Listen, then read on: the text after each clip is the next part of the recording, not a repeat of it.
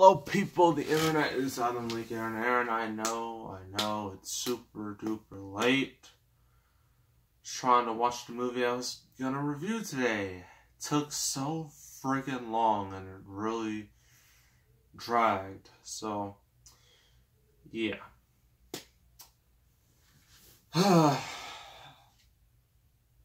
This movie I'm gonna review is a sequel to a movie I love. And let me give you some backstory about the original before we can get on to the sequel. So,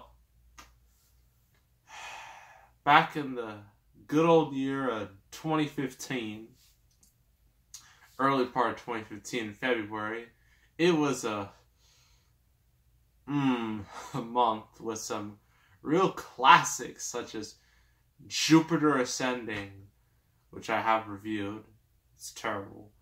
And Seventh Son, literally one of the worst movies I've ever seen in my entire life. I might actually review it just to destroy it, because I only saw it once and I never want to see it again. But it was Valentine's Day weekend, and the movie that was getting all the headlines was 50 Shades of Grey, for obvious reasons. Both in a good and bad. Both good and bad, but still made money. However, on the same weekend, there was a little movie called Kingsman, the Secret Service. And, when it was first announced, not a whole lot of people thought much of it. From the first trailers, everyone was like, oh, it's just a generic spy movie. Nothing original, nothing cool, nothing to make it stand out. It's just going to be lame. When it came out, people loved it because it was just so fresh. It was basically James Bond in the 21st century with a bit of blood and violence and more humor to it. Yeah, it was something else, and it made a lot of money. So obviously, a sequel was going to get made. And like a lot of you, I was very excited about the sequel, especially with some of the casting. I mean, you got Halle Berry, Julianne Moore, Channing Tatum, Jeff Bridges, Elton John. You're probably like, how could this be a disappointment? And also Matthew Vaughn, the guy who directed the original, he's returning. I mean, what could go wrong? Well, a lot, actually. Unfortunately, and it breaks my heart. But yeah, we're doing the Golden Circle. Kingsman, the Golden Circle. And I hate to be Mr. Bad News, but this is honestly one of the most disappointing sequels I've ever seen. And it doesn't mean it's a bad film. It's just so disappointing. It's soul crushing that I don't know if I want to see a Kingsman 3. And believe it or not, I was originally planning on seeing this in theaters, but then I heard all the mixed word of mouth about it, and I kind of stayed away. But then it was till recently, about a month ago, or something like that, I decided to get it. Just, review it, just see how it is. So, yeah. If you can attempt to read at least some of this is some very small text, so it's not my fault. So, yeah. So, Kingsman, the Secret Service introduced the world to Kingsman, an independent international intelligence agency operating at the highest level of discretion, whose ultimate goal is to keep the world safe. Makes sense. In Kingsman, the Golden Circle, our heroes face a new challenge. When the headquarters are destroyed and the world is held hostage, their journey leads them to the discovery of an allied spy organization in the U.S. called, guess what? The Statesman. How original. Dating back to the day they were both founded. In a new adventure that tests their agents' strength and wits to the limit, these two elite secret organizations band together to defeat a ruthless common enemy in order to save the world. Something that's becoming a bit of a habit for Eggsy. Starring Colin Firth, Julianne Moore, Taron Egerton, Mark Strong, Halle Berry, with Elton John, Channing Tatum, and Jeff Bridges. What a cast! Ugh. So yeah, the plot is, well, according to the trailer, it's not going to spoil anything. In the trailers, it's just like, oh, you know, everything's just going normal for the Kingsman until Poppy, Julianne Moore's character, decides to, you say, you know what, screw the Kingsman, I'm going to get him out of my way. And she blows up their headquarters, basically, destroys it with like a missile. So Eggsy and Merlin are basically by themselves because, you know, the whole mansion is destroyed. They can't really go back to it. So they eventually meet the Statesman, which is basically an American Kingsman, and they are Americans. They are basically what you, how do I describe it?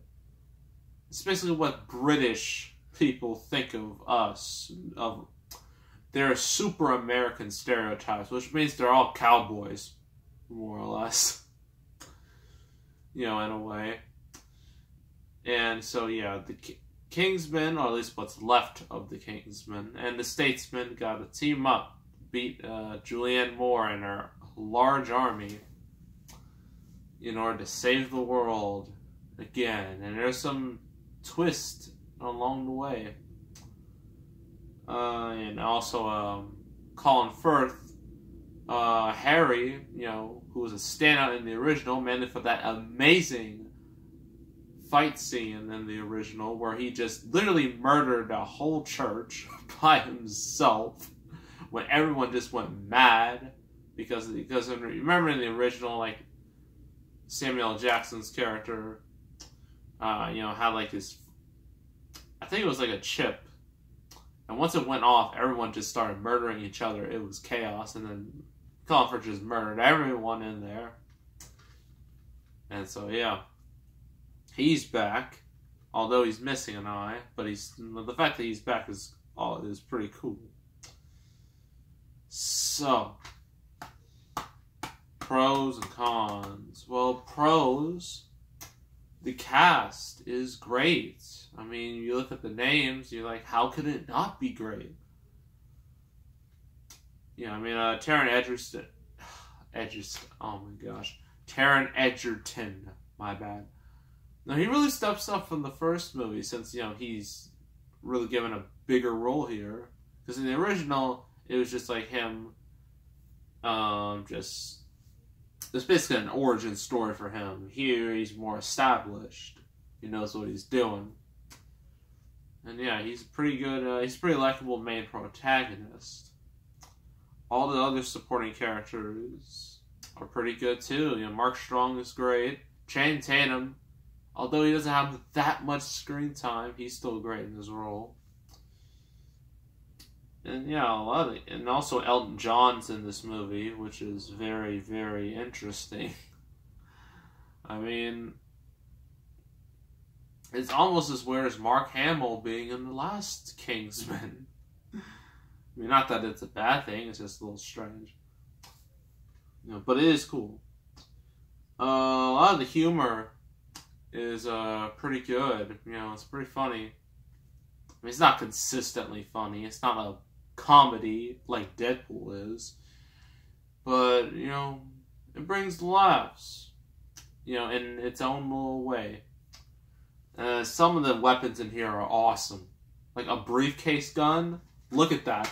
Look at that. That's a briefcase gun. How could you not find that awesome? Yeah, the Kingsmen, like, the one thing they have some sick weapons. Like, I would totally get those. What else? Oh yeah, the opening. The car chase. The car chase fight scene. Amazing. Made me think, oh, this movie's gonna be great. I'm like, what's everybody talking about? This is awesome. But unfortunately, as the movie goes on, I start to see the problems. But we'll get to those later. Yeah, just seeing Colin Firth back again is nice, even though they do the trope where he doesn't remember anything, but then later in the movie, he suddenly remembers everything again. I'm like, really? Really, Matthew Vaughn? Like, that's the best you can come up with? You're better than this. Okay? You... Ugh. But that was more of a con than anything else. Cons. This movie's 2 hours and... It's 141 minutes, which is basically 2 hours and 21 minutes, but oh my gosh. It feels so much longer. This movie drags. It drags so hard, and it's so slow at times, which is kind of a contrast to its fast-paced editing. You know, fast-paced action, but yeah, it just wasn't as interesting. The original had a faster pace, and overall just a better script. Everything just felt smoother and faster. This one just didn't. It just feels very bloated. Like it tried to do too much, and all studios, all Hollywood studios out there, if you're gonna make a sequel to something that's good, don't over bloat it. Like, don't add so much to it that it just, because it just won't be as good. I mean, look what that's what Amazing Spider-Man 2 did. Look how that turned out. That series got rebooted. Thankfully, with, you know, Spider-Man Homecoming and Infinity War. Yeah, I just have to make myself sad for what happened to Spider-Man Infinity War, how he died. And the fact that whole thing was just improvised. Tragic. What was I talking about? Oh, yeah. Yeah, the pace. And it just... Ugh. It is just bad. You know, and the movie's just way too long. Like, if it was shorter, it would have been a bit better. And I also said, like, it just feels so bloated and just so one of those sequels, like Amazing Spider-Man 2, where they just try to add so much, but ultimately just falls flat. Our villain, Julianne Moore. Now, Julianne Moore is a great actress, don't get me wrong. And she does a pretty good job here, but she is no Sam Jackson. Sam Jackson, in the original, was amazing. He also had his assistant, you know, when, you know, Sophia Boutella, where she has those blade legs. I'm like, there's no way you can top that. I mean, she has a dude with like a metal arm, a robot arm, and she has like these robot dogs. And that's cool, but she's just not as good as Sam Jackson. Sorry, but that's just how it is. Yeah, and honestly, this movie just... It's ridiculous, and I know it's supposed to be that way, but it jumped the shark. It went too far at times, to the point of, like, what am I watching? And I know it's a bit of me like, well, why would you criticize that? I mean, it's a movie. Well, ridiculousness has its limits. Once it oversteps those limits, once it goes too far, it just kind of just get sucked out of it, and you're just like, okay, this is pretty stupid. And I hate to be like this. I hate to be Mr. Negative, but that's just how I feel about this movie. And I didn't want to hate this movie. Please understand, I did not want to hate this movie, but it left me no choice.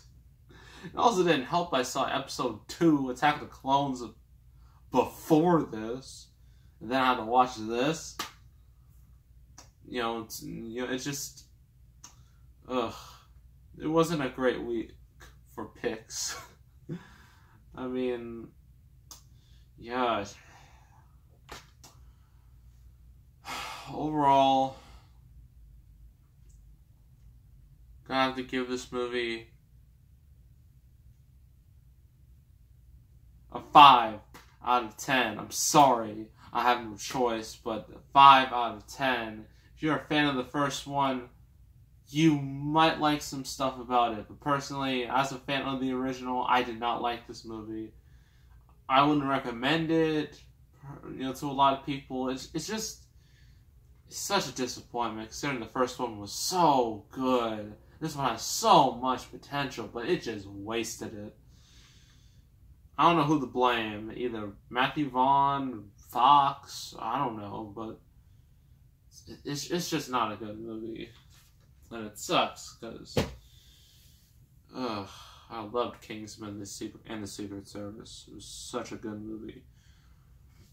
Next review.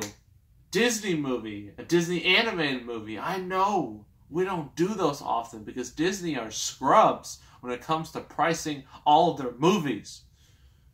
But I found this one for a cheap price, which shocked me. And this is actually one of my favorite Disney animated films because it's like I think it may have been the first one I saw. Either that or I don't know, it was one of the first, and it really stuck with me because it was really good. And that is The Emperor's New Groove. That's right, Disney's first real, at least Disney Animation's first legit comedy. You know, a full-fledged comedy, because some of their other movies were just, they had comedic elements to it, but they weren't straight comedies. This is a straight comedy. So, yeah. That'll be the next review. So make sure to subscribe, like this video, leave a comment, and I will see you all next time, and I am out.